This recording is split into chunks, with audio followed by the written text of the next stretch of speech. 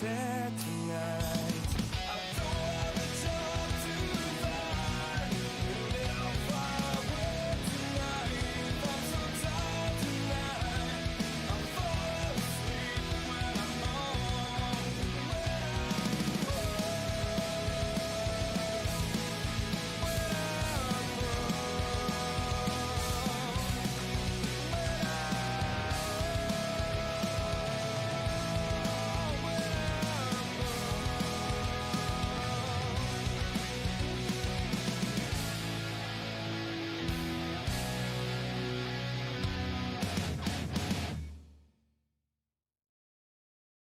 If I bleed tonight, if I am sad tonight, I don't have a job to find. And if I were tonight, if I'm so tired tonight, I'll fall asleep when I'm home. When I'm home.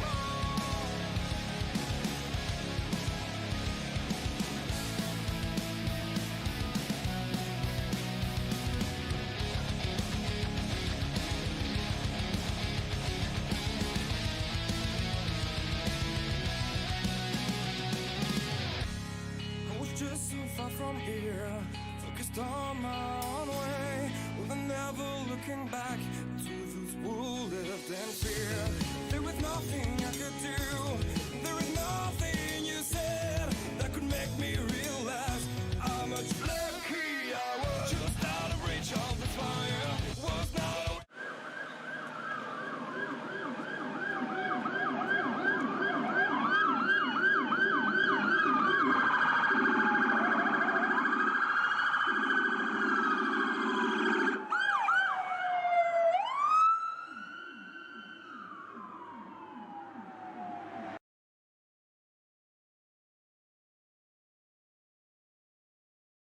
Oh, say, can you see by the dawn's early light what so proudly we hailed at the twilight's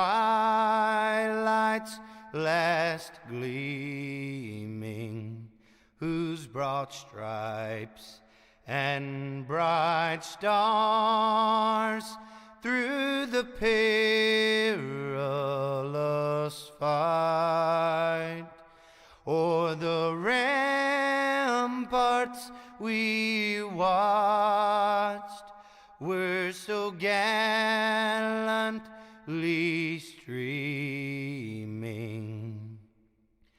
And the rocket's red glare, the bombs bursting in air, gave proof through the night that our flag was still there.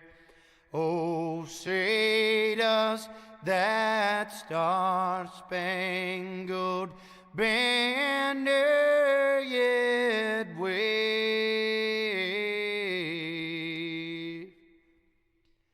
o'er the land of the free and the home of the brave?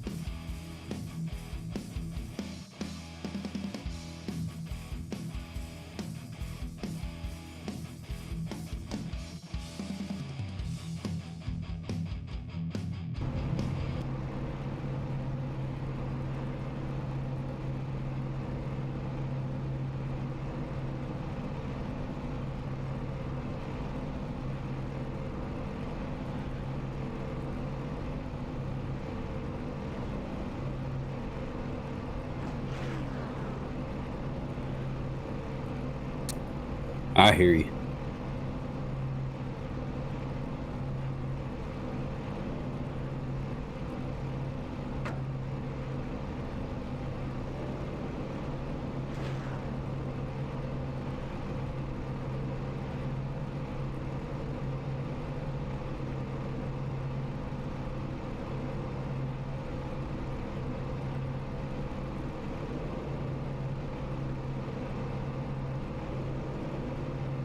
Alright, now we got it. We're good here to go now. Number one in the world. Folks, how y'all doing tonight?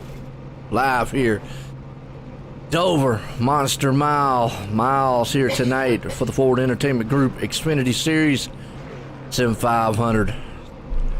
It's like we've got Daniel Falkenham, who has been on a roll on pole here, starting us out here. Alex, what you think? Does this guy start anywhere besides up front? That's what I think. Yeah, he definitely, I mean, he's done quite well. Dominated a lot so far, but hey, you know, we got a good solid field here. Miles, which it's in the name, Miles the Monster. It's a mile track here tonight. A very fast mile track too. And I know we've talked about it for a while, and you know, we've took this track and compared it to several other mile tracks because this place looks smaller than some of the other mile tracks. You know, we've talked about that in the past. Sometimes, you know, mile tracks just kind of look deceiving. Yeah, and this is one of them. I think one of the reasons why it could look a little bit smaller is because of the banking. Just the whole track is banked pretty much. You got 24 degrees there in the turns. You got 9 on the straights. As you can see, they're still banked pretty good as they're rolling into the turn. But man, I think that could be it. Well, the one biggest thing is like what you just mentioned there is that you're kind of always banked at this turn. I mean, it kind of does level a little bit on the front back stretch, but you're mostly on a style bank here. As we get set to green flag, you got Daniel Falkenham taking out front, Ryan Howard sitting in second. Tommy Ryan's going to drop back into third. You got a good battle going on between Jose Gonzalez, Eric Arnold right here tackling in about fourth and fifth place spot. Mike Kelly, as you see, old Eric Arnold's going to slip on in there in between them. Everybody's going to go single file right now, all the way back. So, got 25 good cars here tonight. Steve Ritter making up in the backpack back there. Actually, looks like Steve did not grid for some reason, him or Jeff Ryan. Yeah, talking about that, I think most of the time what you'll see is kind of how they're going and how they'll single file out until they really get a feel for the track. You can really burn up some tires here too, and I mean sometimes you can come out of that turn pretty hot and that wall will sneak up on you on the stretches and it could come to bite you. Just noticed a name out there that I'm familiar with seeing on the dirt side of things. They'll do some dirt stuff throughout the week that I broadcast. And Lance Ripka, I'm used to seeing his name on the dirt, so he's a newcomer here, back there at about 16th place. So let's see how well he fares coming from dirt racing on the iRacing side to asphalt racing here. Right now he's holding pretty good. I mean, usually dirt races you get shorter tracks, and at least he's coming up at one of the short tracks. Well, that's true. I mean, he's actually holding on pretty good there. Got Ripka Designs on the side. Looks a nice little machine, but I just happened to notice the name out there, Lance Ripka. So there you go. Welcome to the Sim500. In the meantime, you got Daniel Falkenham, who I tell you what, just don't need much of an introduction. He just does his own thing. Ryan Howard's another one that's pretty fast. We know Tommy Ryan's right there, so you got a who's who of cars. But single file is going to be the thing. It's a very hard place to pass here at this track. Yeah, especially once you get that kind of, I'll say, preferred line. Most of the time you're going to be hanging out down low for a good chunkier run. I feel like sometimes it's very hit or miss depending on how hard, I'll say, your tires fall off.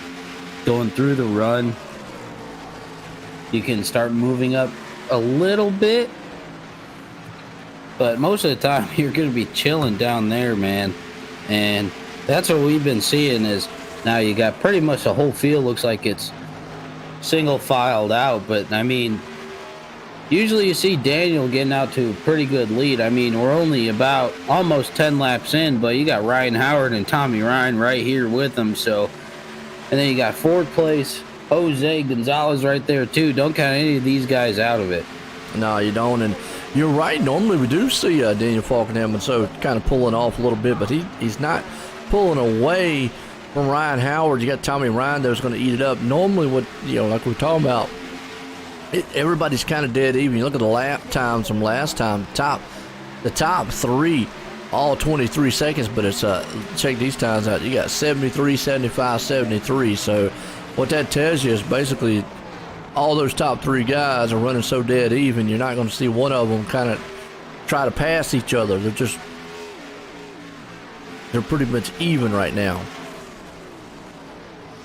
And with that, you'll see, I mean, obviously, and most everyone knows, you got guys that are good on short spurts, pretty much shootout ways is what I'll call it. Probably about 15 laps or less. Or you get guys that are getting good at long runs, and that can, but one of those things that can make you pretty good on the long runs here is just managing your tires well and keeping that tire management under wraps, not really burning them up too much. I mean, but at the same time, you don't want to lose too much ground, but doing that could vary it pretty well on some of the long runs that we can sometimes see here at the Sim500 Xfinity Series. Yeah, absolutely. Watching old John Wilco right here and kind of look at the sponsor on it. Like a duck on the hood. It's got Rare Form. What is that, Rare Form on the side? Yeah, Rare Form. Is it a duck or a pelican? Well, yeah, that's right.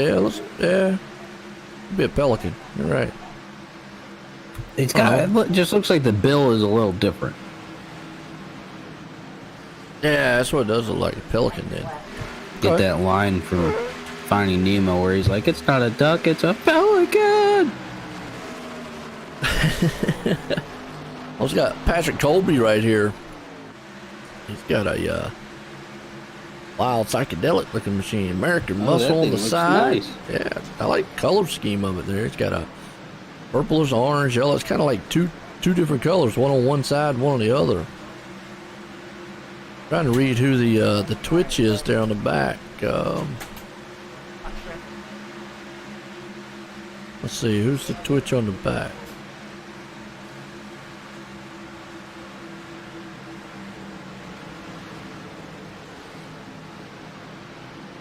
Something Hardy. I don't know. It's a good car though. Good paint job. I don't know who made it. I mean, yeah, that thing looks nice. If you glow in the dark, man. If we had a nighttime race, I think you'd definitely be able to see it. He's so sick. So, wasn't it used to be at this track, correct me if I'm wrong, that kind of walkway going up over the backstretch used to not be a walkway. If my memory fares me right, didn't it used to be the suites? I have no clue. No. That one, I have no clue on that one. I don't know. I had to look that one up. Do a little research, investigative reporting. I'll look her up right now. Yeah, got Anthony Calatoni hanging on the 14th right there. Kevin Brown. He's up into the 13th place. Justin Fuller now. Not used to seeing him back here in 12th. He's usually one of those that's up front, kind of running pretty strong right now, but he's kind of holding back here in 12th place. Scott Simley there in 11th. PJ O'Rourke, but what I am seeing right now is everybody just kind of one single file, but everybody's just kind of dead set right now. They can't make headway to the front. They're not really falling off. I mean, you can start seeing them spread out just a little bit. So, I don't know.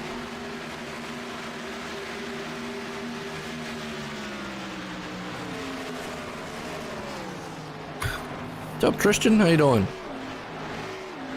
How's the Australian going over there, man? So far, I have nothing. I've come back with no results. Yeah, I have no clue either on that one, so. But nonetheless, Dover Downs, Dover, Delaware here tonight. It's all concrete style track. It's one of the only all concrete tracks. I don't really think there is another one on the NASCAR circuit that is all concrete. There's a few of them that have certain parts that are, but this is a pure all concrete style track. So as far as the racing surface goes, way different, but a very high speed style 1 mile track. Yeah, and I think that, so the reason why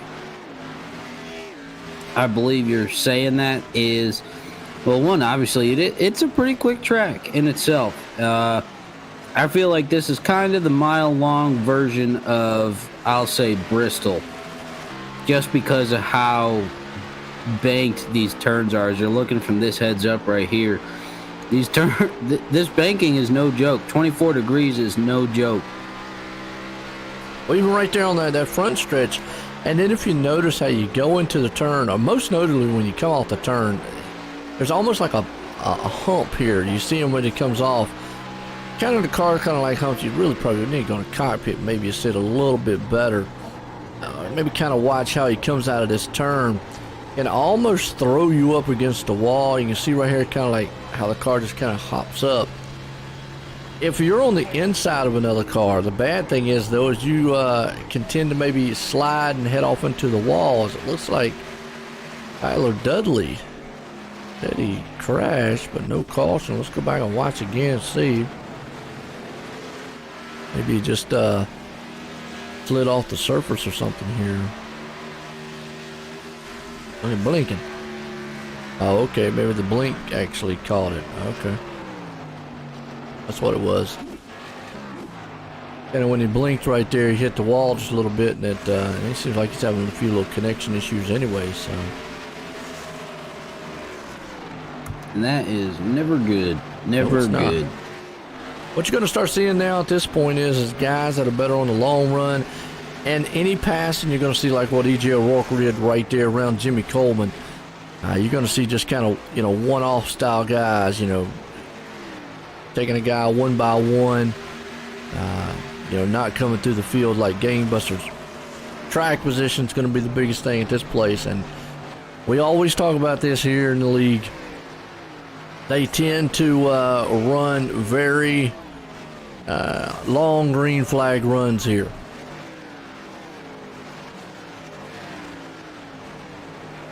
Right, and bringing up the excuse me, goodness gracious, those long green flag runs, you get those green flag pit stops. Yes, you do. That will spread things out a little bit more than they already are. The field looks pretty spread out now. I mean, up front you got Daniel rocking a decent lead. Howard's still close, but you'll see coming through the field. About 3/4 of a second. Yeah, usually once a field gets spread out, kind of how it is. Ooh, you'll get on the lap car there. Did you see that?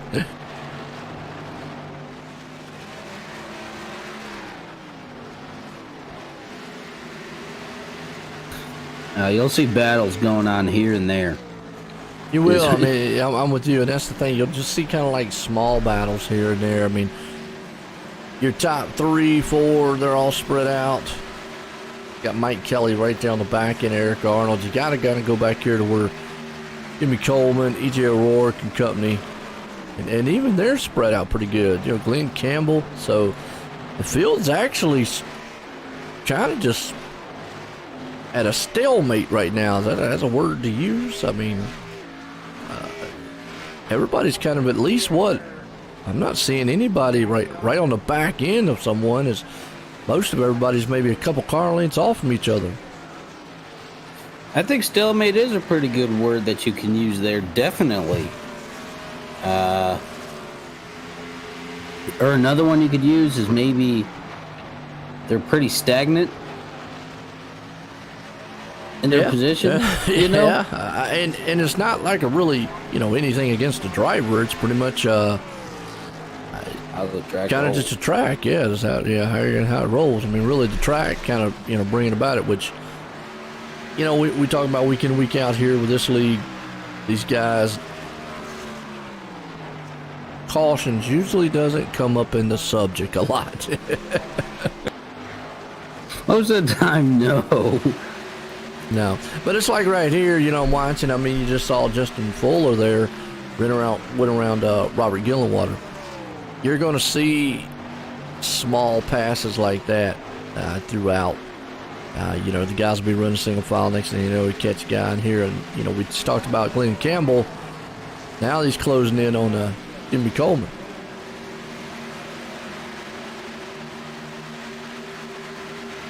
We're about to have all 4 of these machines up here. This is kind of getting into. So, at 1.5 miles, I'd say long runs. Once you start getting up to long run speed, I'll probably say about 20 to 30 laps or so. Just kind of basic run-of-the-mill long run kind of stuff, A mile track, I think we're getting close to that point. I'd say probably between lap 35 and 40, especially here at Dover. Well, remember, they run 100% fuel here, so fuel's never usually the issue. Tires will be, but I've always said, you always, in this league, you plan for one stop, and then you kind of, my thing would be is let the race kind of come to you. It's like Justin Fuller now is coming to life here. Towards the end, he's starting to pick them off one by one, coming up to the field. He's up to 9th right now. He's working over Jimmy Coleman. So I'm looking at pit stops maybe, which would have been 140 laps. If you split that, that's what, lap 70? I'm going to say lap 70, 75 is the key number there.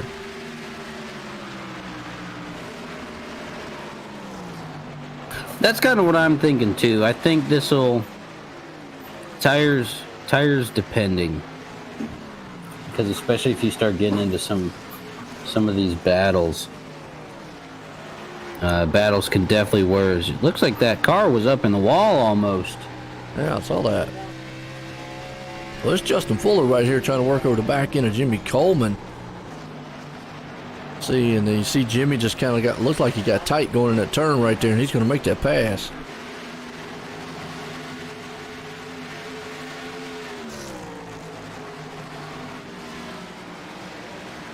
Well, Jimmy's on the move, or Justin's on the move.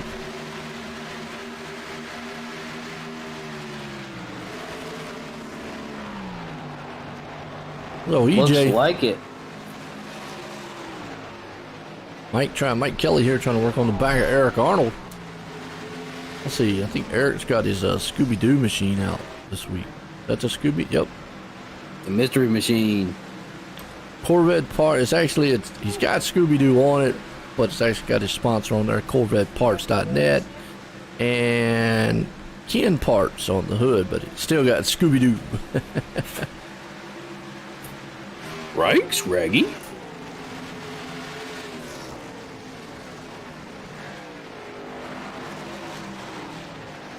Definitely big into Scooby-Doo. Oh, yeah. Look at old Justin Fuller. You can see him back there in the picture. He's closing in on these cars. You got Mike Kelly right there along with EJ in the mix, but right now the fastest car on the track is Justin Fuller. We talked about him earlier. Was marred back in the back, and I was wondering why, but right now he's picked the pace up and go time. Maybe he just had some good tire management. True. Or his qualifying wasn't what he liked. That too. I mean, Justin Fuller usually he's one of the higher up contenders, I'd definitely say, here in this league. And here he comes, knocking on the back of these guys. Hammered down, don't he? Yeah, he's making quick work of these guys in front of him. He caught him pretty quick. Okay, so here's your battle. You got EJ. He ran up on the back of Eric. He's going to make the pass. He's going to bring Justin along with him. Eric's going to go high. EJ's there. And Justin's all in the back end of EJ O'Rourke.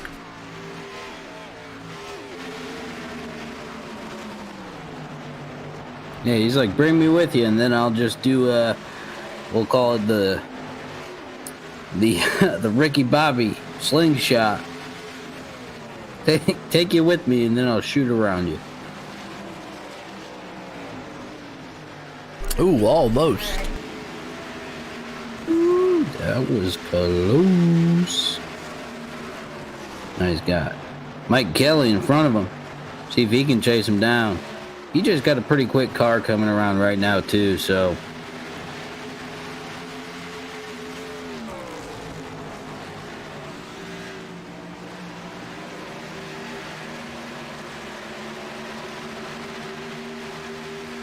Reeling them in one by one. Yeah, one by one. You can start seeing what you're going to start seeing at this time is guys better on the long run than they were on the shorter runs.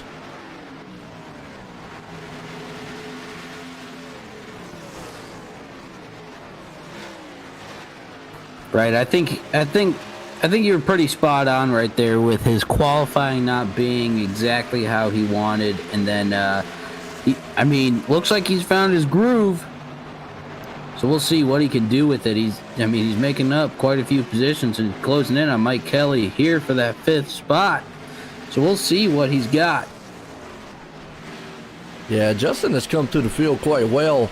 I looked at his last lap times, and he's actually faster than the leaders up there. And now Ryan Howard actually has picked it up too and has closed in on Daniel Falkenham. Woo-wee. As run goes on, the battle for the lead thickens. It does.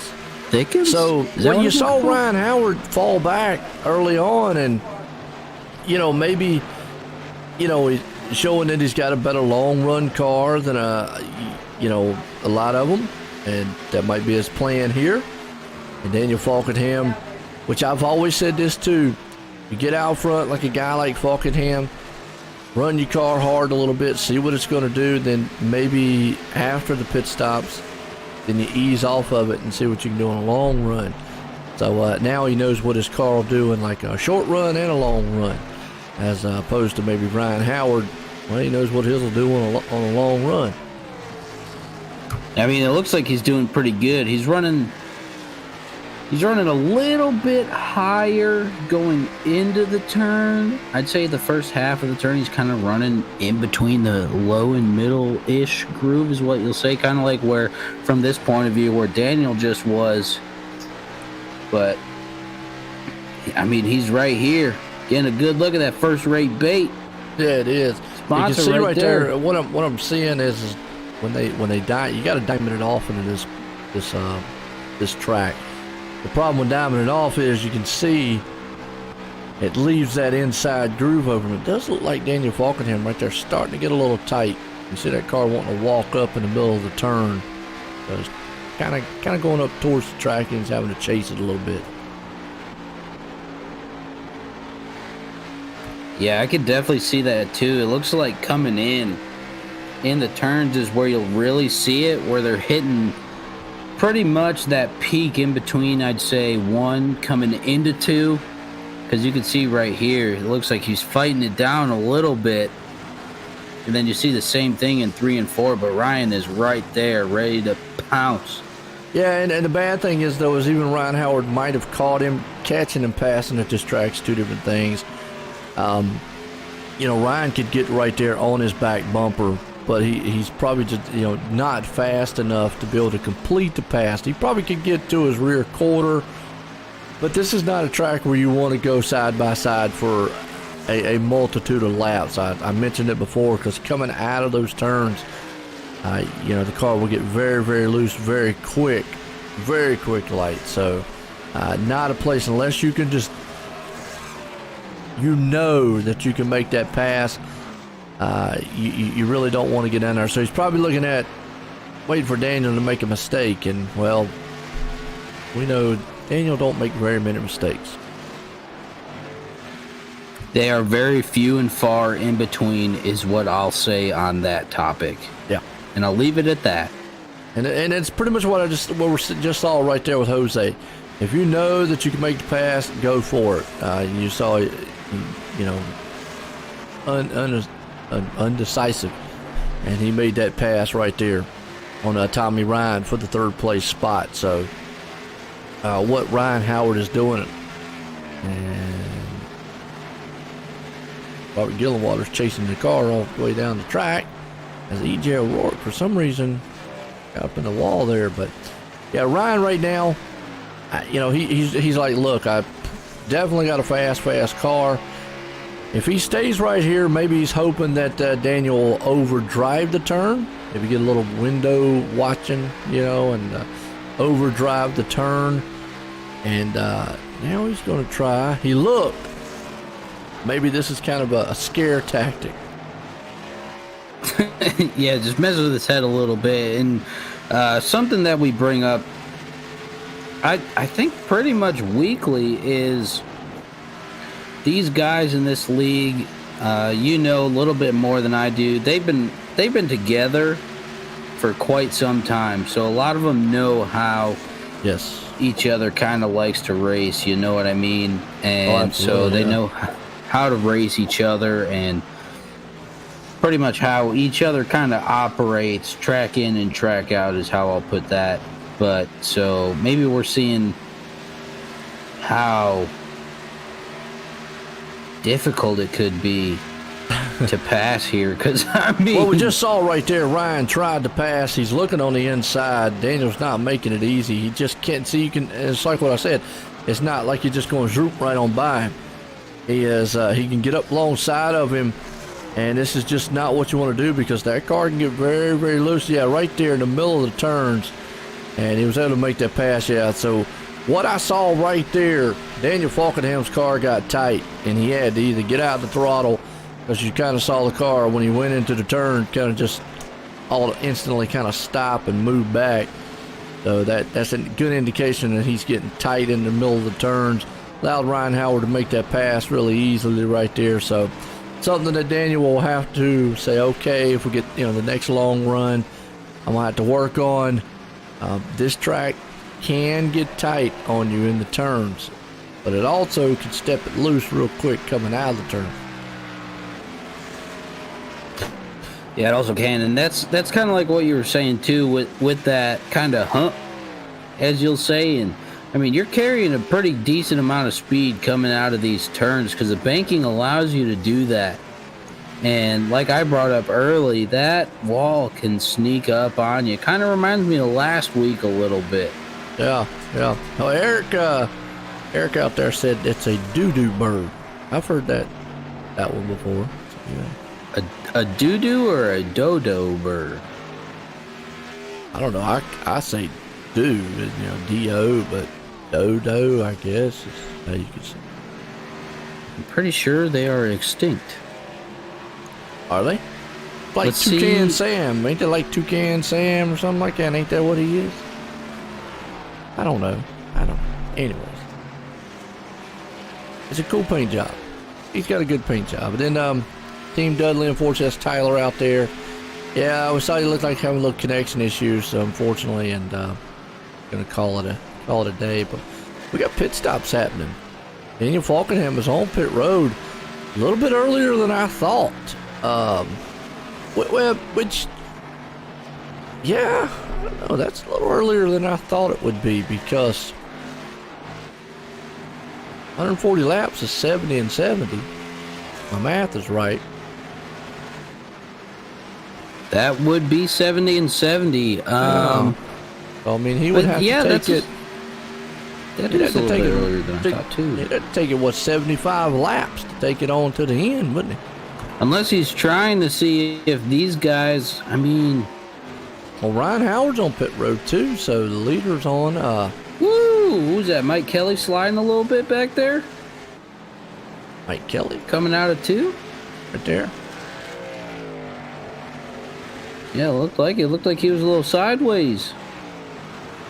Can't get them tires up to temperature, even though when you get new set of tires, takes about a lap or so. You can't just come out there and fly around the track. Got to be real careful with it. But I'm interested with these pit stops here because if they're only going 60, 65 laps, that means they got to go 70 to 75 laps to the end. Can they do it? So we might have a pit strategy. Obviously, a caution would, well, and we see right there, that might be the caution. That Never mind. could throw some wrenches. I'll tell you that. It will, because you got some guys that are pitted, and we just saw right there, and the 3 had to lock it down to avoid. It looks like both. If what I'm seeing is correct, both Daniel and Ryan are caught. Laps down. And we'll check here. We'll probably do the wave around to try to get back on the lead lap. Watch replay on the caution here. Again, cold tires. And Mike drove her in there hard into the turn and then just stepped out. Yeah, it looks like he got a quick little lick right there on the inside of the embankment right there. Yeah, and he drove it inside there pretty hard. Well, I'll tell you what, this caution benefits guys like Justin Fuller, Glenn Campbell, Anthony Scott, and EJ, who had not pitted, who are pitting right now. So, yeah, you're going to have to, Daniel and all them, they're going to do what looks like Daniel got the lucky dog. Wow. But Ryan is going to have to do the wave around. That's what he's going to do. So Daniel got lucky. He got lucky with the lucky dog. If he wanted to go back into the pits, he can. He's going to be at the end of the longest line anyways. Ryan Howard, them, they're just going to do the wave around. So this caution really doesn't really benefit them, the guys that are lapped down. But it does benefit Daniel Falkenham. Because remember, he pitted at lap 65. Well, guess what? Now he can just go in and top it off, and he should be able to make it all the way from here. Right, that's kind of what I'm thinking too. Because these caution laps will help you save a little bit of fuel too. It will. You know, I'm looking at the ones that pitted on lap 65 and 63. I just don't see how they can make it the entire distance unless these cars can go 75 laps and they just didn't push it that far. Because you're still going to have to get, like Ryan Howard, he's going to have to go 73 laps. Obviously, the cautions, like you said, will help him. Eric Arnold's going to have to go 76 laps. But Daniel Falkenham's back in, which I'm going to say probably he's got a 4-lead clover because he got caught a lap down, but he got the lucky dog. And then with it being at lap 72 and all, really past halfway, he's able to go back in the pits, and now he knows he can make it all the way. So, as before, he was one of the ones, remember, who I was like, I don't know if he can make it all the way or not. But you've also got EJ, Scott, Anthony, Glenn, and Justin, who pretty much can make it all the way themselves. They went 70, and that's another thing they went 71 laps without, if we take in consideration, Alex, our cautions, they've went they pitted on lap 71, excuse me. Right now they've went there's to be 73 laps. So they pitted on 71 laps, and with 71 laps there, let's say a lap or so that was caution. that tells us that they can go 70 laps solid. Green flag. How much more of that can they go green flag? I don't know. So when we're talking about can these other guys go 75 laps? I think they can. Do they want to? Probably not. Right, I don't think they would either. Here we go. Get set to go back green. All right, quick little thing before we go back green. I have information on the dodo bird. Oh, okay. Gotcha. The dodo bird is an extinct flightless bird that was endemic, which means they were pretty much solely at this island here just east of Madagascar in the Indian Ocean. They were exterminated, is the verbiage used, by Portuguese settlers in the awful. early to mid 1600s. Well, that note, green flag. And we still got, trying to look, find out who we've got here on the lead lap real quick. Let's look.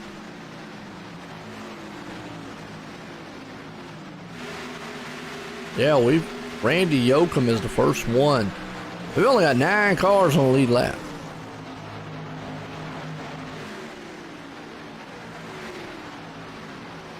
A lot of them got caught a lap down in that one. Definitely spiced things up a bit. Yes, definitely did. Oh, yeah. And now who's up front? Justin Fuller. Justin Fuller. Now, remember, he was coming through the field, but look at Anthony Calatoni. He was like, he's going to take that spot away from him. So, a good battle here. You got Glenn Campbell having a good battle here with EJ and company. So, and then Daniel Falkenham right there along with those guys. Now he's got to be careful. You know, he was out front dominating there for a while. Now he's marked back in traffic. Let's see how good that car is coming through traffic.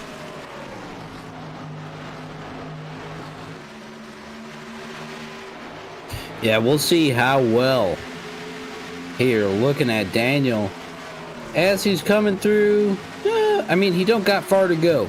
I'll tell you that. No. It could have been worse, I'll tell you. Well, what he wants is these guys to stay single file like it is and just pick them off one by one, which is what he's doing right here. You can see each turn he's picking one off. We'll see how well he does when he gets up here near Justin Fuller and so forth. But that's what he wanted those guys. He didn't want them to get up there and battling or anything like that or stay nose to tail. He wanted them to kind of get, kind of like they are now. Single file spread out a little bit. That way he can pick them off and then, get in front of the guy in front of him and so forth. So he's having a good run heading to the front here. Jose's hanging on. So everybody's single file, but Randy Yoakum right there, that first car, should be lapped down, hanging on the 10th place spot. Well, Joe, I'm sitting over here thinking, like, hey. All right. I know as a driver, sometimes those situations can be pretty frustrating. Yes, it can, yeah. Right? I'll call it the perfect imperfect yellow. And there's nothing you can do about it as a driver. It's just one of those things that, you got to make your pit stop, and you either got to make it, and just caution falls at the wrong time. Right? And I'm over here thinking, I mean, as you're watching here, Daniel Falkenham's coming up. Now it's just Justin Fuller in front of him. But I always thought, this is just me personally. Obviously, I'm not speaking for any mass of people besides myself. I always thought those were the best yellows. Me personally. Because you can get guys that are super, super strong, I'll say. And I'm not going to put any names out there, right? That are super strong. And this, I always liked the wrench in the plans kind of thing. Make you think on your toes a little bit. Get comfortable being uncomfortable kind of thing. You know what I mean? But, I mean, let's spice things up a little bit because we have a jacked up, I'm not going to say jacked up. it's a little different than what we've seen so for the first half of this race, but that's what's exciting about this to me, man. I always thought these kind of scenarios were always super exciting, man. Oh yeah, like you just said, it makes for great strategy on what you got. And right now, you can see Daniel Falkenham wants to lead back. He's got Justin Fuller right there in his front view mirror, looking out. There's Justin. He was one of the fastest cars before the caution or the cycle of green flag pit stops. He was coming through the field. He kind of, fell off there and kind of stalled out around about fourth place spot. But he came back from the way back at 20 or some all the way to the front. Right now, leading it. Again, I went back earlier and talked about, I think, track position. So now we're going to see. Remember, Ryan Howard, he had a tough time getting around Daniel earlier. But let's see how long it takes Daniel to get around Justin. Right, and something that I'm thinking that maybe could be used as a strategy is just kind of ride there in that rear view mirror. Kind of make it seem like you're trying to get that position. And make Justin use those tires a little bit more. Just kind of ride up right there, kind of where Daniel's just hanging out. I mean, he's close. I actually think he might want it. But if it were me right there where Daniel is, I think I might just kind of ride there a little bit and see, hey, can I make him use up? Oh, so we got a car back. Is that Ryan Howard? I'll have to look. Yep, Ryan Howard crashing. And we're going to battle up front. Out. There we go. Yep, caution out finally. Let's go back on the replay here and see what happened then. Looked like he got a little tagged, and it actually happened in front of him. And he was just kind of a victim of an accordion effect. The car in front there just got into each other. And then Ryan Howard right there, and man, that's just devastating because Ryan, that car's all tore up now, but yeah, Ryan was deadly fast, but we've said it time and time again, product of what happens when you get caught up in traffic.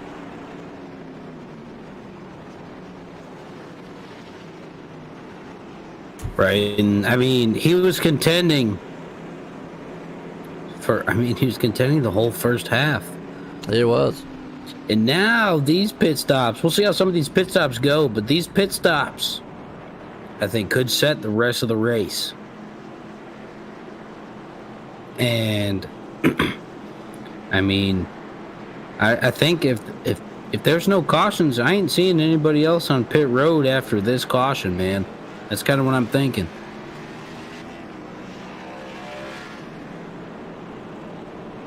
Yeah, well, you're definitely going to come on pit road. Everybody's coming down right now to get, I'm going to say, 4 tires and fuel. That's kind of what I think would happen. Minimum, I'd say 2 tires and fuel. But yeah, I mean, you could go with 2 tires. I mean, you could try that strategy. But I think you're right there. 4 tires and fuel is kind of what I'm thinking is pretty much what This place is hard seeing. on tires. I mean, this place is kind of hard on tires. It really is.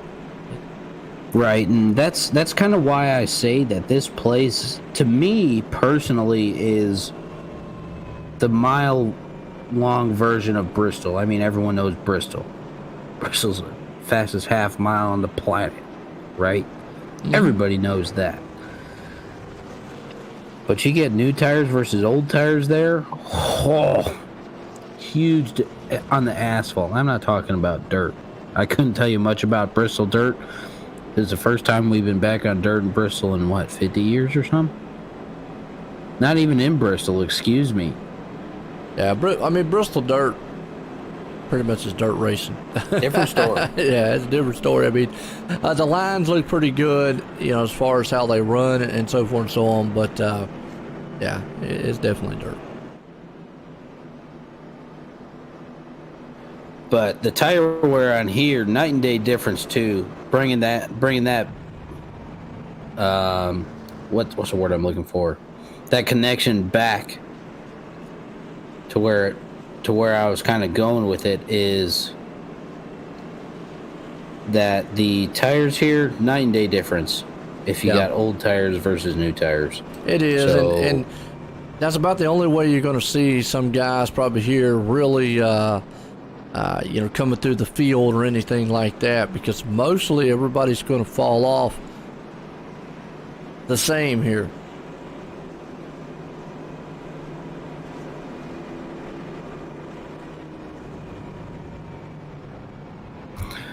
right. So, I mean, we got, looks like EJ opted not to pit.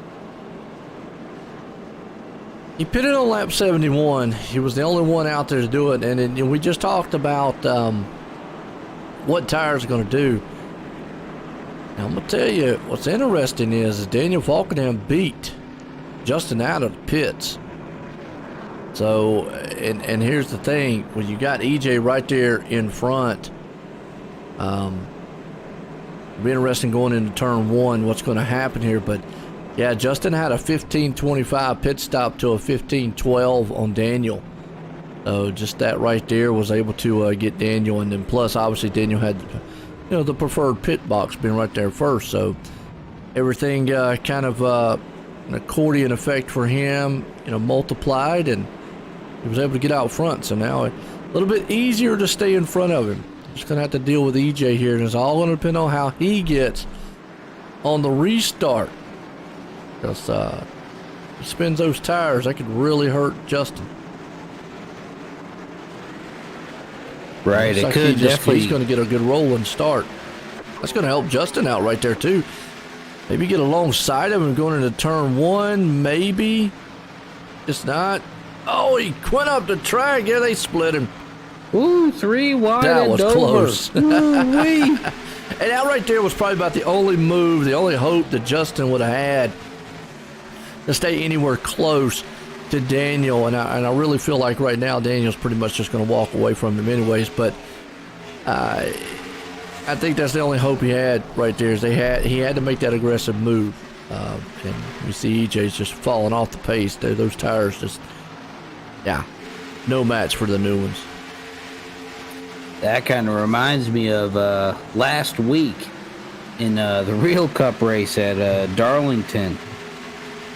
How Kyle Larson was making a move up to making a good run on Martin Truex up front, and he went, I know it was Ryan Newman at least, and someone else that Ryan Newman was battling with to stay on the lead lap, but they went 3 wide at Darlington. You don't see that much. No. And we just saw it again here at Dover, which you definitely don't see that much.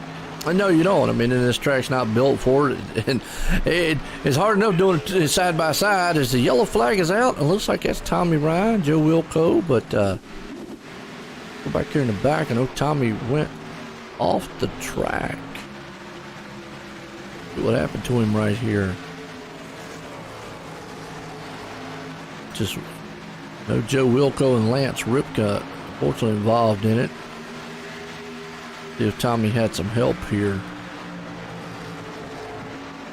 Okay, so our car's spinning up there in the front. Looks like Tommy, oh yeah, just nowhere to go. And then Lance, nowhere to go. Well, welcome to the asphalt side of things there, Lance. Things happen quick, just like it does on the dirt side. Sometimes cars just end up definitely up in front of you. Maybe a little quicker on the dirt side they happen, but they happen pretty quick on this side too. Especially at a track like Dover. I mean, Dover's a quick track, and like you said, I mean, stuff like that. Oh yeah. Can happen real. And we just saw it here firsthand. And we talk about tracks too, self-cleaning and non-self-cleaning tracks, and folks that don't know what that is, you would think tracks with high banks, if a car hits the wall, it's instantly going to come down because you think about gravity, but it's not always true. In some tracks, it is. Daytona is and Talladega is a very perfect example of blow your mind physics, because they're not self-cleaning tracks. Usually cars come back up the track, and even in the high banks, and they have higher banks than here, and you would think it'd be the opposite. So this track here sometimes tends to bring them down. They don't normally come back up the track. So with that said, you've always, I don't know, in racing you've heard that term, race car drivers have said, and even you can apply this in real life driving too, go straight for whatever that's wrecking, or and whatnot. It should be out of your way by the time you get there. That's the rule. Okay, that's the rule. Sometimes it don't work out that way, but that is the rule. And it kind of will here. If you go high, usually it does work out because the cars go back down the track.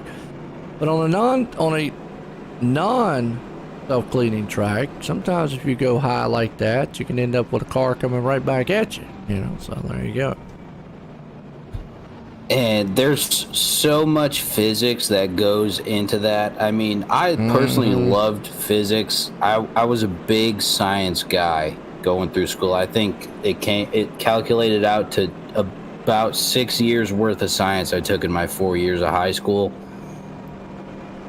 And physics was my second highest class for grade. I mean, I love physics, but there is so much going into it that even breaking the surface at some of these tracks and how these cars are going is going to be a very long story and a nightmare to get into. I'll just leave it at that.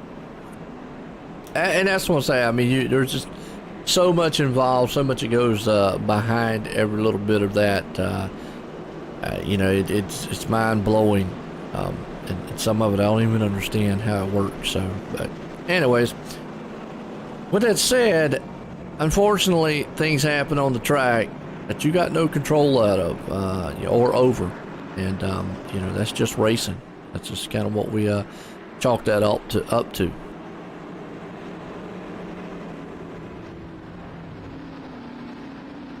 Right, and seeing how, perfect example right there. That last caution, you never know. And seeing how, at these, it's just crazy to me. And you put a pretty good explanation on it with kind of scratching the surface a little bit. Pace car, general neutral pace car takes a dip down. I think he got a little scrape on his front skirt right there. But we go back green here at Dover, man. This has been an exciting race so far. What you think? Yeah, the guys have done an outstanding job. We've had long green flag runs. Right now, you just see Daniel and Justin just take off from the field. And right now, boy, you got a pack of machines back here, all 2x2, just trying to get single file the best they can. Scott Simley moving it up to third. He's having a good run. Well, he's marked back in traffic early on in the race. The caution that came out the first one really has jumbled up the running order here. A lot of guys that was up front running very good. He got caught a lap down and then back. Obviously, Ryan Howard just got caught up in a mess back there in the back. Tommy Ryan, who was up, out there, he's out in the race, was up front earlier on. So, just like that, you just never know how things are going to change. But then again, the flip side, you got guys like Justin Fuller, who were, started the race way back in the back. Now he's up to second, contending for the lead. And I'll chalk that up to the possibilities are endless. Yep. I feel like I say this a lot. You never know what you're going to get.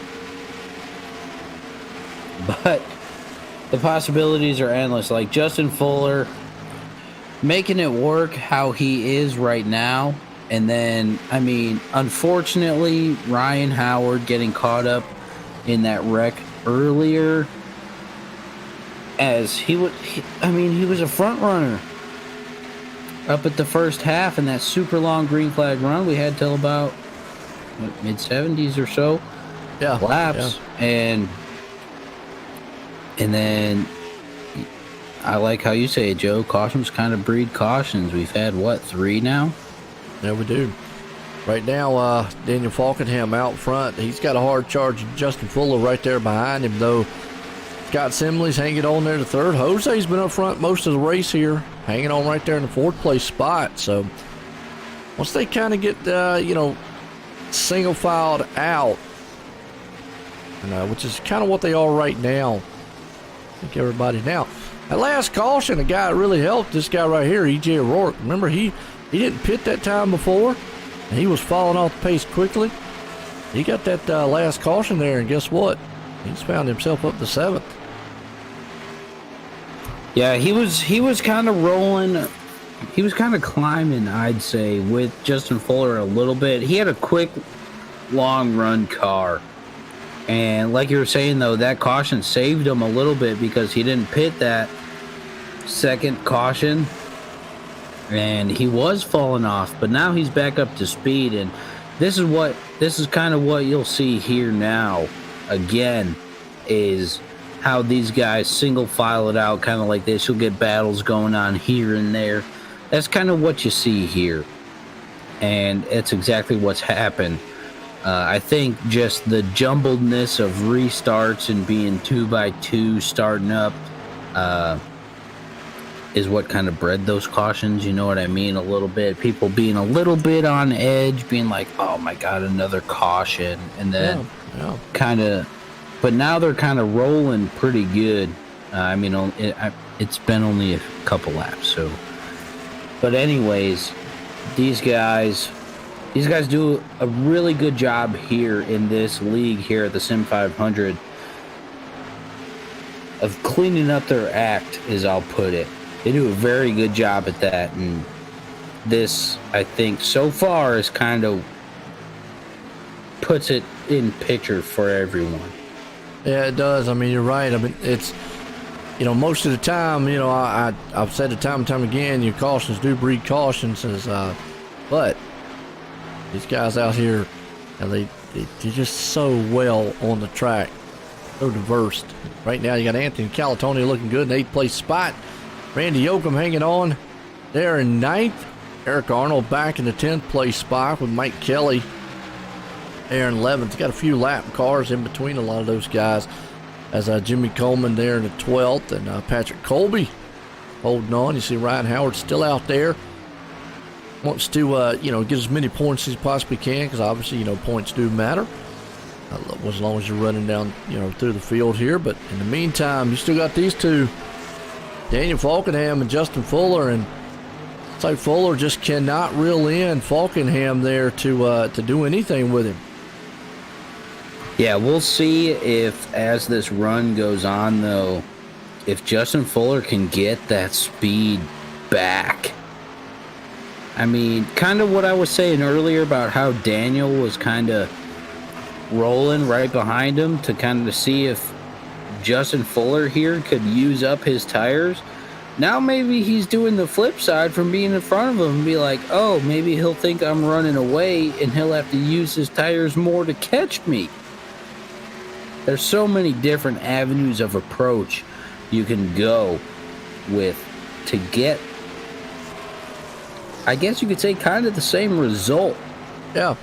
But these guys, we saw it with Ryan Howard earlier. Remember, Daniel pulled away there for a while, and then Ryan Howard slowly, towards the end there, started reeling him in. So, I'm with you on that. We'll see. The biggest difference, well, it isn't now. I was about to say the biggest difference earlier was they pitted differently, but that changed with those cautions. But so I go back to what I'm saying is maybe Justin's sitting back, which knowing Justin, I've always said he's got one gear that's wide open. So when I say this, I say it loosely here, Alex, is maybe he's holding back a little bit. Open Daniel's using a little bit there, and towards the end of the run, he'll reel him in. I mean, we'll see how it goes, Joe. And Justin does does pretty good at that speed, I'll tell you. Usually it works out decently well for him. I always like wide open myself.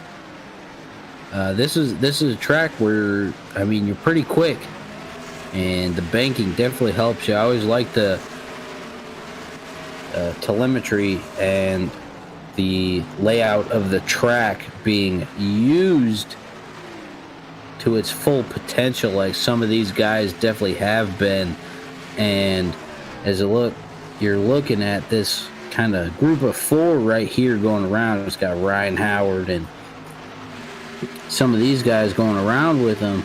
But I mean, we're spreading out a little bit. Now we're 2x2 with this group. We'll see how these guys can make it going around how they are. That looks like the scuba machine. Got a little dent in the back. Yeah, and he's probably got a little tagged in one of those incidents earlier on there. That's a couple lap down cars. That's where around Ryan Howard, Shannon Wood, Patrick Colby and company is right there. But you can see Randy Yoakum hanging on to 8th place. Anthony Calatoni there in 7th. EJ, though, I'm going to tell you, might be the surprise man here. Let me throw the scenario out to you here. Is before the first caution we were at, he opted to not to stay out, and it almost hurt him. But then when the caution came in, he pitted at lap 98. Buckingham and Fuller pitted at lap 90. Tire-wise, he's got a lot better tires, and he is using them. And his last lap here, Alex, he ran a 24.43 to a 64 and a 68 to Buckingham and Fuller. So he is running those guys down, and might be the guy sitting in the sweet spot here, because we're coming up on about 16, 15 laps to go. He might have just made the pit strategy of the race. Yeah, because I remember restart from this caution, he was sitting what, 6th, 7th, 8th, something like that. Yes, he was. Yeah, he made quick work of those guys, and now he has left them in the dust, and he has his sights set. We're too close for missiles now. We're switching to guns, Joe. Yeah. Well, and the thing is too, Alex, is, he also has to understand, I've got the tires, I've got the car. It's definitely faster. We see it lap and lap out. Don't want to overdrive the car at this point. He's gaining on him. He's still got enough time to catch him. But then we've always said catching and passing, that's two different things. Can he get around him once he passes him? That's another thing. Yeah, that's two different chapters of the same book, Joe.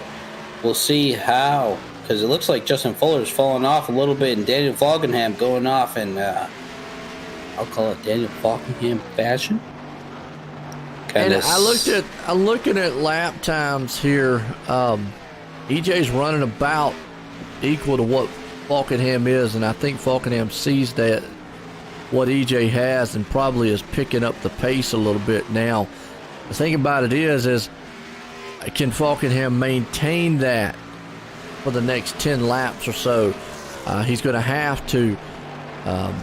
And then does EJ have enough to get up here and run Justin down? That's a because it looks like EJ right now is just not. He was gaining a lot there, but now he's not like he's gaining what it is. I mean, he's pulling a 10th or so. Right, and then so I think Daniel's sitting pretty right now. I think he put that space in between him and Justin Fuller for a reason. And that's because EJ has to deal with Justin Fuller there for that second place spot at the speed that he's coming up, because he has been running up on him the past couple laps. Yeah, it has. So, but he still has to deal with Justin Fuller right there. So that battle in itself could give Daniel Buckingham the leeway that he needs to come home with that gold medal trophy here at Dover tonight. Well, either way, what EJ's done to bounce back, because he was in dire disasters. Glenn Campbell is around Bill Green right now, so must have got off the track there. Nope, yellow's out now. Ooh, wait. It's going to mix it up here. This is probably not what Daniel and them want to see. Oh, right there, just came off the wall, and then he had it saved. Oh, he had it saved for a minute, then it just spun around.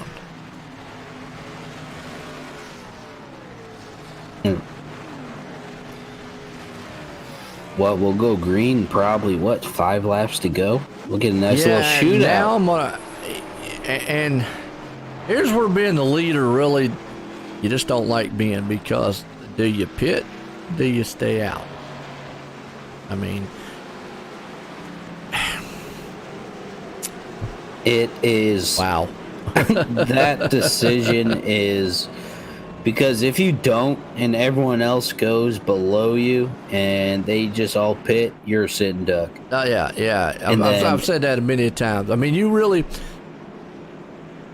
We always could throw out some scenarios, and you see Justin, and yeah, there you go. Wow. Oh, my goodness.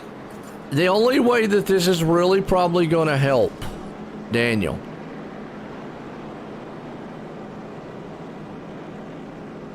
And I'm trying to look right now here, folks. Give me a second.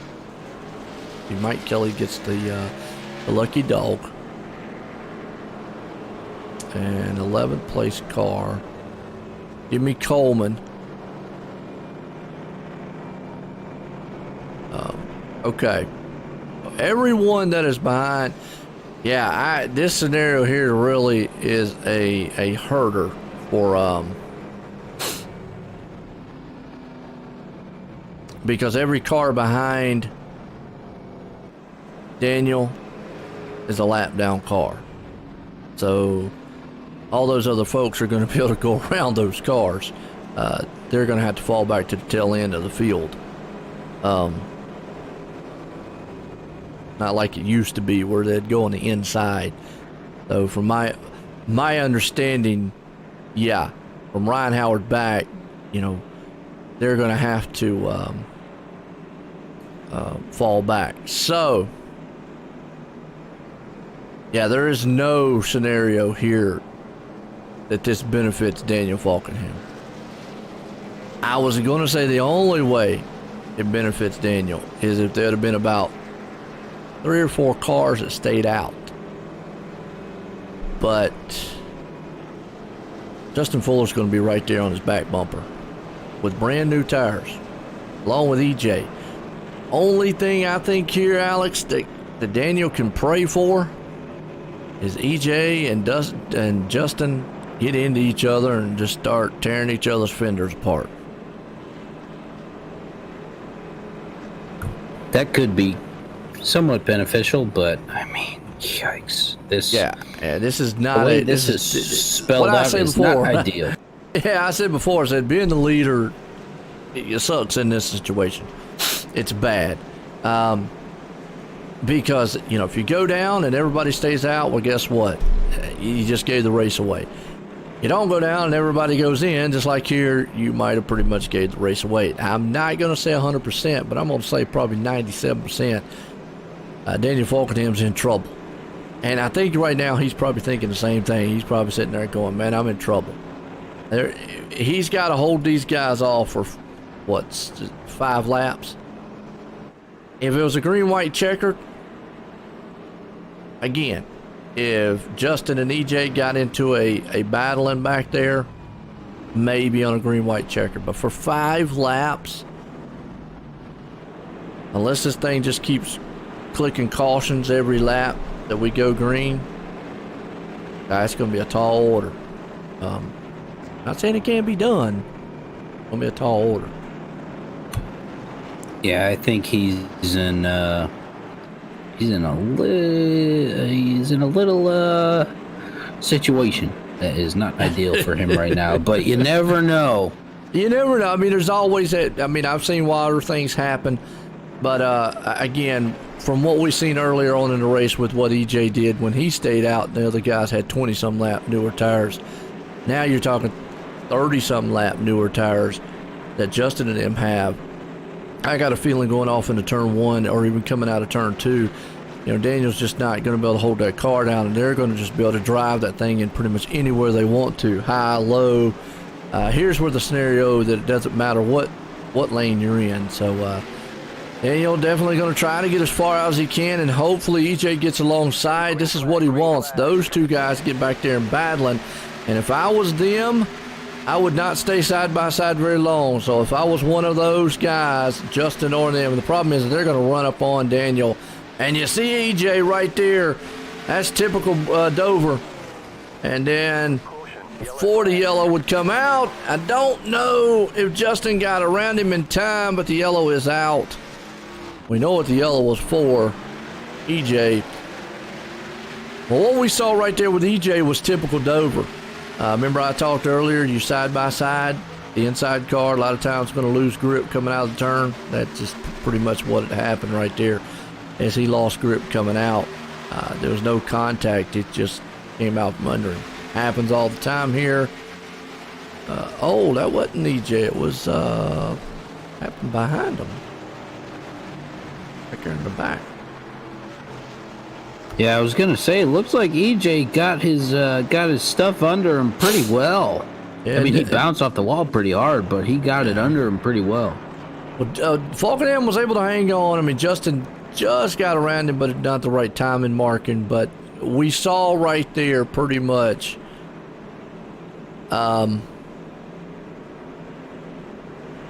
Justin was able just to drive right by him. And so I think here's the only thing that Daniel can hope for. Give me about 3 more cautions, 3 or 4. Yeah, I mean, that's if any time a driver is probably going, all right, I want a caution, one out after the other. This is probably the time, because I think he knows he cannot hold Justin Fuller off one-on-one. Right, and I think, I mean, now they don't got EJ really in the contention Tereska's right not racing there. tonight, Nicholas. Yeah, I'm with you. So, but we'll see. I mean, we got a 2-lap shootout coming up, green-white checkered here at Dover tonight. I mean, we had that super long green flag run coming off the bat, 70-ish, some mid-70s laps or so. Got a caution, threw a couple wrenches in there, some adapting and overcoming, some getting unfortunately caught up in some stuff, and some nice little entertainment here at the end is how I'll put it. gonna be interesting. Definitely.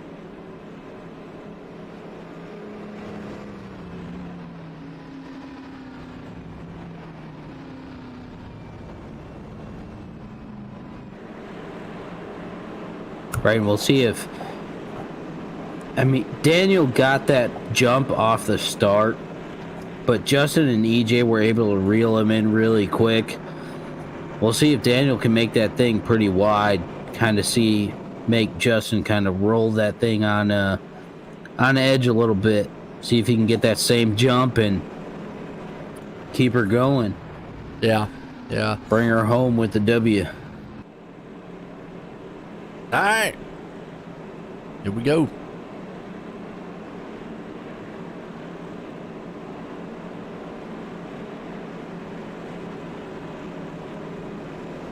I mean, if you're Daniel right now, if Justin gets clear of Gillenwater, I mean, what do you do? How do you hold him off? How do you hold either of them off? Yeah, I mean, because, we're talking about Justin. Even when Justin gets around, Gillenwater's going to be there. And I know Daniel will be like, well, if I'm going to give up this, I'd like to at least get top 3. But, I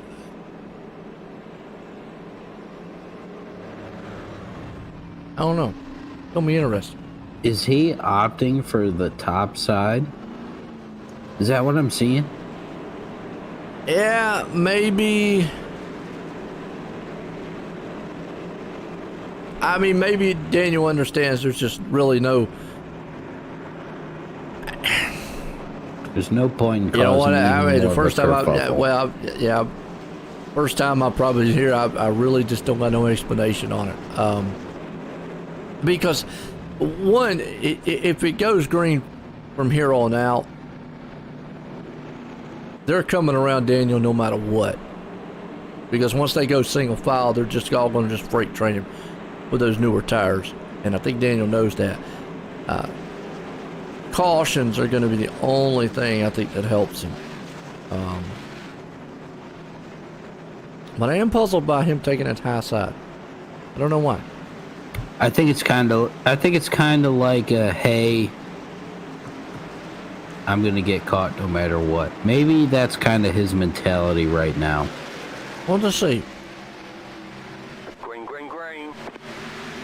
Or It was hey, able to let me get go run. it was able to get a way there, which we kind of figured he would because he has that control of the field. But Justin's just going to be able to drive to the outside like that right there. I mean, those new tires, no question. As we got a car around the back, and right there, Justin was ahead that time. So unfortunately, it was Brian Wortman in the back here. Let's go back and see what happened to Brian. But yeah, you just saw Justin right there. He was able to utilize those new tires and drive right by him. Brian just came out of the turn, slapping the inside wall. Unfortunate for him right there. Good guy, Brian Wortman. Looking at his car, that 74, that 7 kind of looks like a cartoon number 7. And then the 4 does not look like a cartoon number 4. Well, that's going to set us up almost for a green-white checker here. Another one. Yeah. How many of these we got in the bank? Unlimited? I do not think they do here. I think they only have 2. Unless they have changed. So, anybody out there listening? Let me know. But I believe it's 2. Be the last one. I believe it's 2. I think Daniel knows that. So he's trying to hang on to a top 3 here. If I'm Scott or Robert, though, I'm going strong in those first couple turns. I mean, that's what Justin did. You know, Justin took off.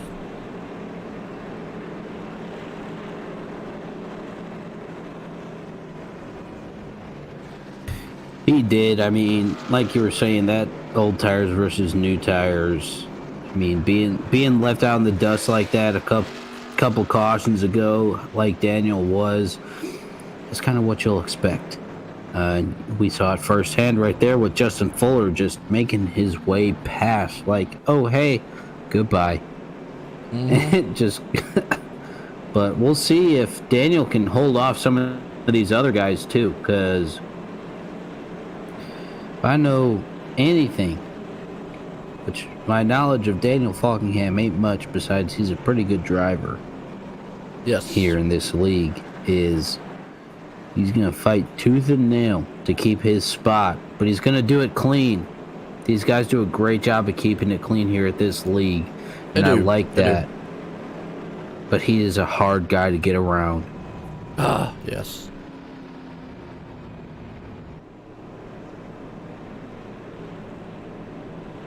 Here we go.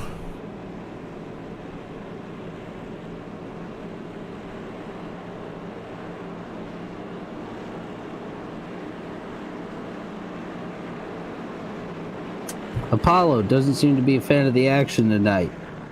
I don't know why. Usually he's more vocal about it. He's scared of Miles, that's what it is. He's scared of Miles Monster, that's it. Oh, Miles Monster scares him. That's fair. I mean, he's still a puppy. But anyways.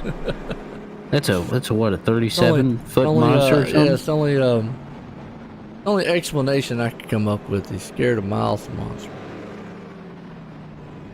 Yeah, because I mean, usually, whatever race we're on, he is making his presence known. Yeah. He's being a good boy tonight. How many out there think Daniel can hang on to a top 3 here? I don't know, man. You're not tired of talking to him up here, are you? Well, no. I just, I mean, if he hangs on, it's a feat. And these cautions have helped him, though. I mean, I said earlier, that's really what, if any driver at any time wanted cautions back to back, it would be in this scenario. And pretty much he's gotten it.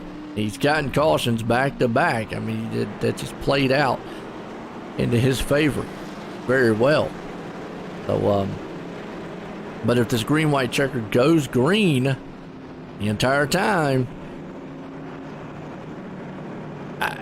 can he hold off Scott Simley and Robert Gillenwater? I don't know. That's exactly what I was just looking at, Joe. I was like, can he hold off some of these guys behind him? Because a lot of the guys behind you got top running guys behind him. You do, and all of them on new tires, a lot newer than him. But the one thing we can't take away from Daniel is he can drive on some old set of tires, and he's going to drive that car until the wheels fall off of it, or he's going to make it very hard for him to come around him. But here we go.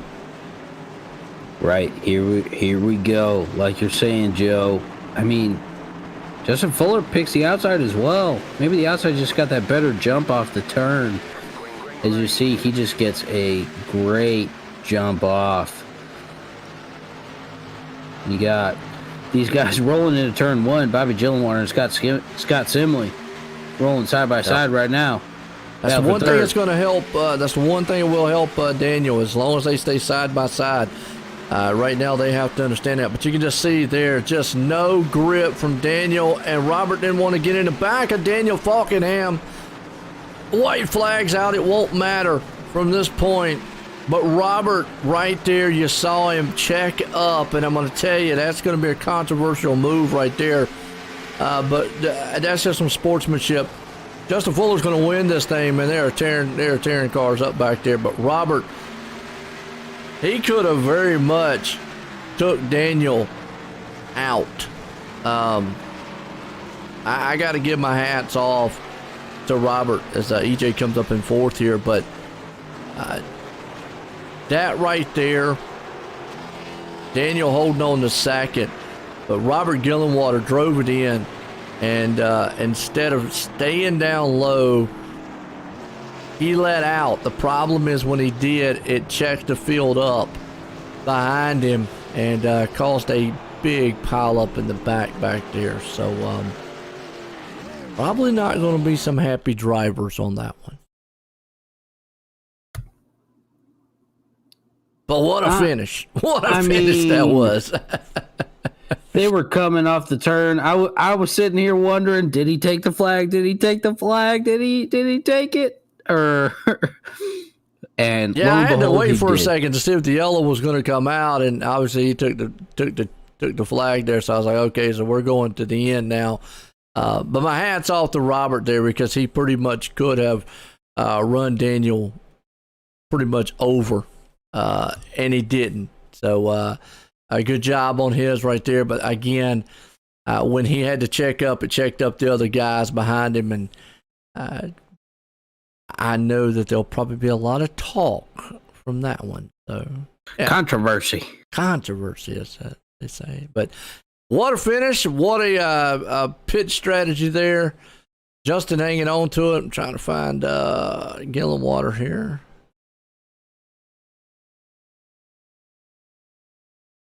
Wait and see, but we'll bring up 2nd place man Daniel and let you get a word with him. Oh, there's Gillenwater. Okay.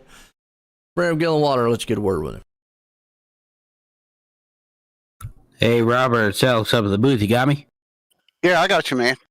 Hey, man, so coming up here at the end of the race, Joe brought it up. I saw it too, man. Let me know the mentality behind your move to not take out, really, Daniel Falkenham, and kind of just, I know you guys run pretty clean here, but kind of want to know the mentality behind it. Yeah, well, the door was kind of open there, and of course, I knew his situation with tires, and I drove it in there hard. But when he diamonded it back down, I kind of lifted a little bit. I mean, I'm just not going to race that way. Daniel's a good, clean racer. I'd love to have had second place, but I didn't want to cause any incidents. And I was worried. I got down on the apron, and all that mayhem happened behind me. I've got to go back and look at the replay. It worried me I'd maybe caused some of that, but my teammates say that no, it wasn't me. But good, strong run for us tonight. I'm happy. I would be too, man. And like you said, you don't want to race that way.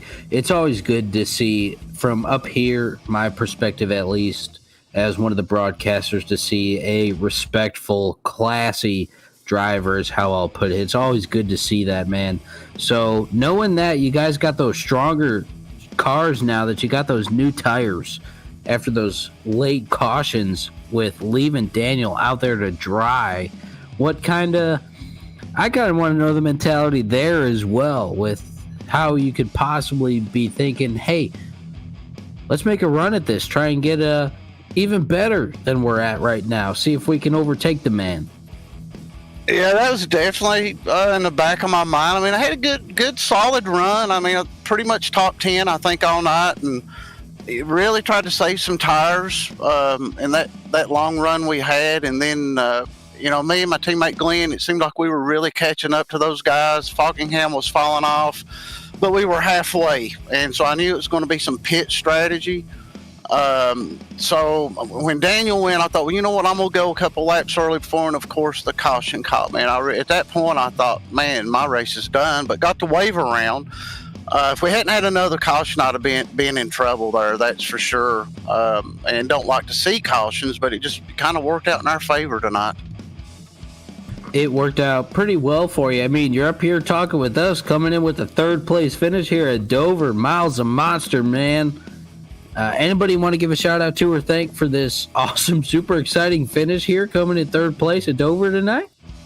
Yeah, definitely Ford Entertainment FEG for sponsoring the series. We can't say how much we appreciate them. And of course, Joe, Alex, you guys up in the booth, OSRN, all my teammates, Jimmy Coleman, Shannon Wood, Jose, Glenn Campbell.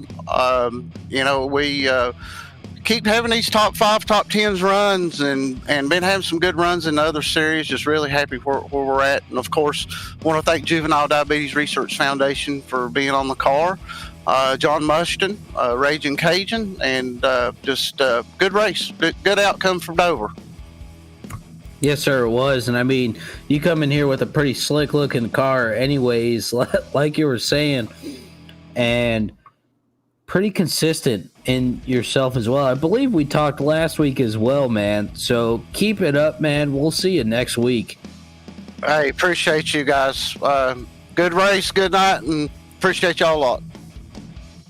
There you go, third place man, Robert Gillenwater. Like you said, I had the opportunity, good sportsmanship on his end, to not just keep driving it on there and take Daniel. But let's bring up second place man, Daniel Falkenham. Let's get a word with him. Hey, Daniel, it's Alex up in the booth. You got me?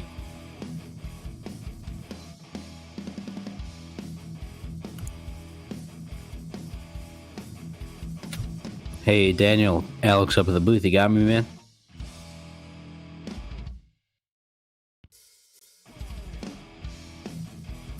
Hey, Daniel, I know last week you're having some issues. You got me, man? Yeah, I got you. I don't know what's going on. I'm having the same issues I did last week, so I don't know how to fix that, but you guys got me? We got you, man. How you doing?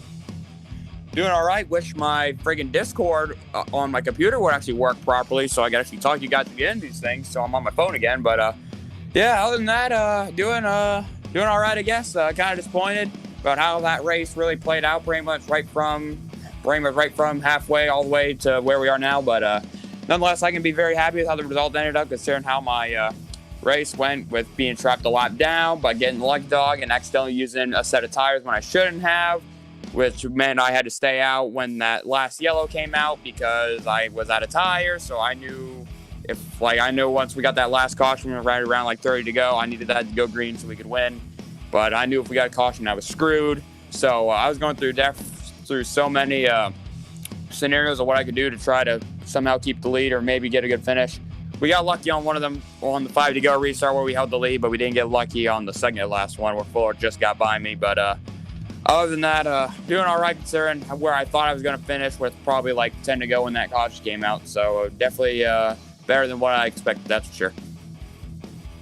Well, I mean, like you said, you still held it off. You came home with a second place finish, man. Like you said, you knew you could not come down to the pits again because you were out of tires. I kind of want to know what you were thinking when the whole rest of the field just went down. Well, pretty much most of the guys that you were going to be contending with kind of dropped down to pit road, and you were just kind of sitting there like, kind of want to know the mentality of where you were sitting at when you saw that in your rear view. To be honest, I really wasn't surprised. I mean, it was 10 to go at Dover where our tires get eaten up alive, so I knew I was screwed essentially. After that, caution maybe would have came out maybe with 5 to go or 4 to go, whatever, near the end of the race. Maybe more people could have rolled the dice and maybe stayed out, but I think either way I was screwed. I mean, it didn't help that I had that caution with 10 to go. A lot of my luck recently, we've been having races managing to finish on the green, and I was kind of hoping this will play out the same way considering the hole I put myself in. But it ended up where people are wrecking for absolutely no reason with 10 to go, and I don't know how we managed to wreck with 10 to go with the field being spread out that much, but nothing you can do about that. But nonetheless, I'm really happy with the result. I mean, really disappointed, of course, didn't win with how much we led. But definitely I learned a lot of stuff for when we take it into the Cup race tomorrow, a.k.a. not how to burn off my right front like I did on the first run, which I nearly blew my right front on the first run. So definitely learned a lot of things I need to take it into tomorrow where probably all the real stuff matters. So, yeah, just overall, just really kind of relieved. Right. I mean, man, you held off where you needed to. Still coming off of the podium finish here in second place. And seeing how, I mean, it seems like you're up here every week, man.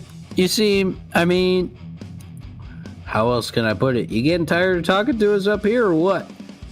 Absolutely not. If I'm talking to you guys, it's usually for the good reasons. I mean, we were on a pretty good winning streak going back, I think, the last Wednesday with the truck race at Darlington and whatnot. Oh, sorry, I didn't have my button pushed, but yeah, like going back to a few weeks ago when we had the truck race at Darlington, and then ever since then, I think we've been winning almost every single race, and we're pretty much still keeping the train rolling with another podium finish. So definitely getting exposure for me, for all the sponsors, and like I said, getting to talk to you guys. That means that I'm doing good. If we're not talking to you guys, and usually I'm doing not so hot. So I'm glad. I'm glad what I need to be doing what I need to do, and yeah, it just feels good when you can get the results that you definitely deserve.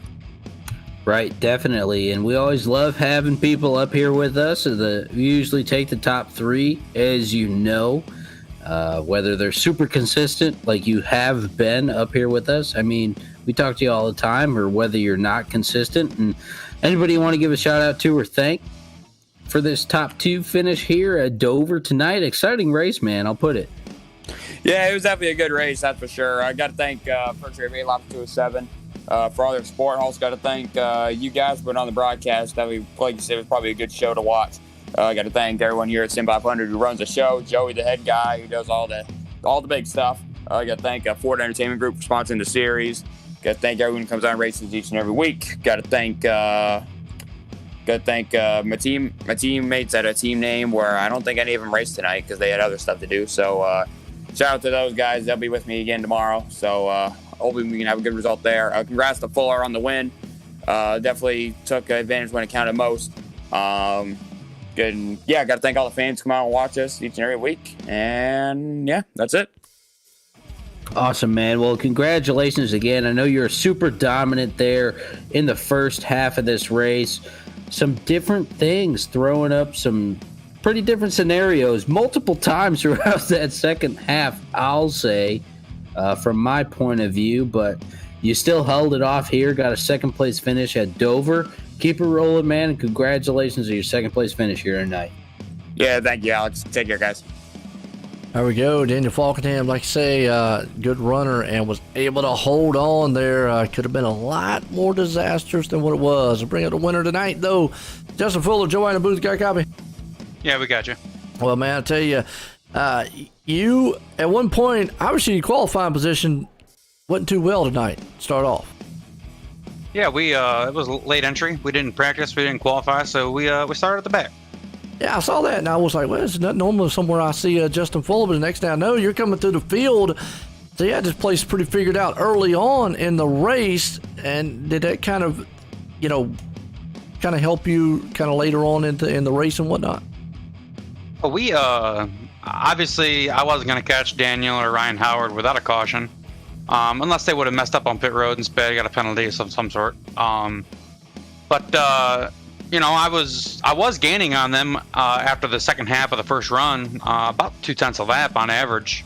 When I was in clean track, working traffic, I would lose a lot of time. But I definitely feel like on a long run, I had a really good car.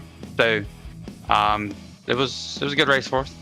Oh, absolutely. Well, anytime you put it in victory lane, it's definitely a good race. Now, got to ask the major question there. When you went on pit road and everybody came behind you and you saw Daniel Falkenham was you kind of licking at the chomps then because you knew, you're on fresher tires and he's not?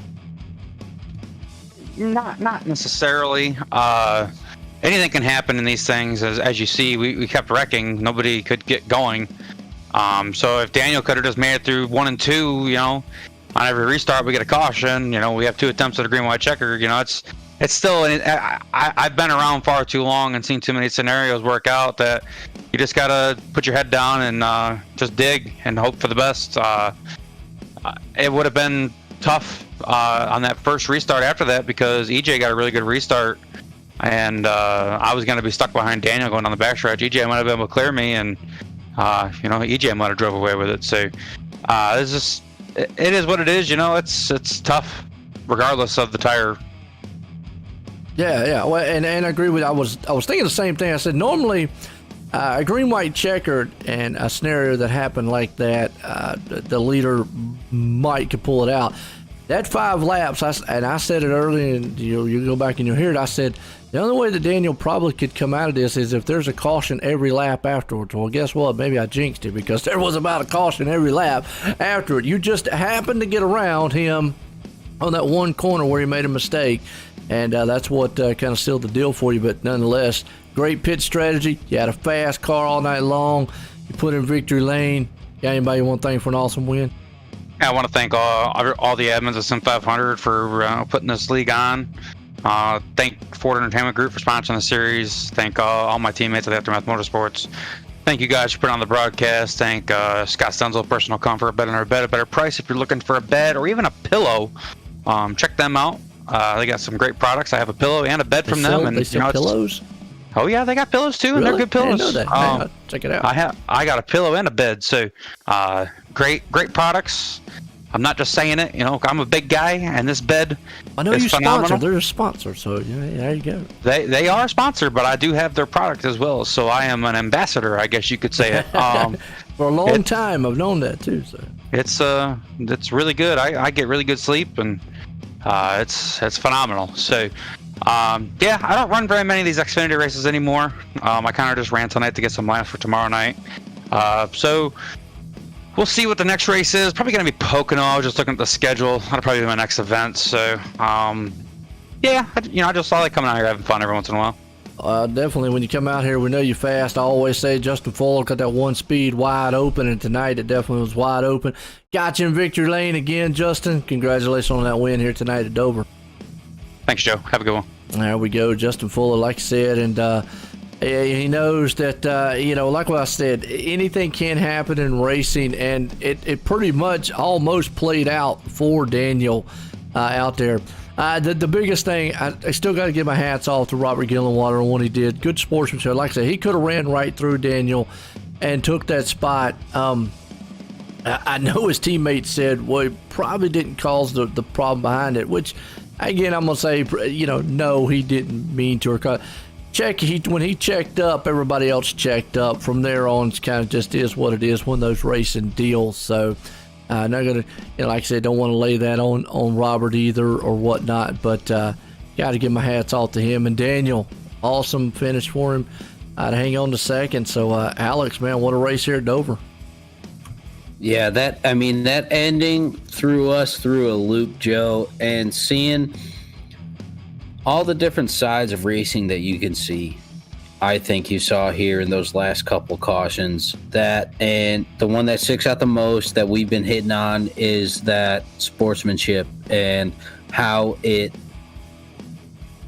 might not always work out in your finishing favor, but in the end, I think it really works out for you well. And I've always been a fan of that sportsmanship stuff and nice, clean racing that we saw here at the end, and saw that perfect demonstration right there.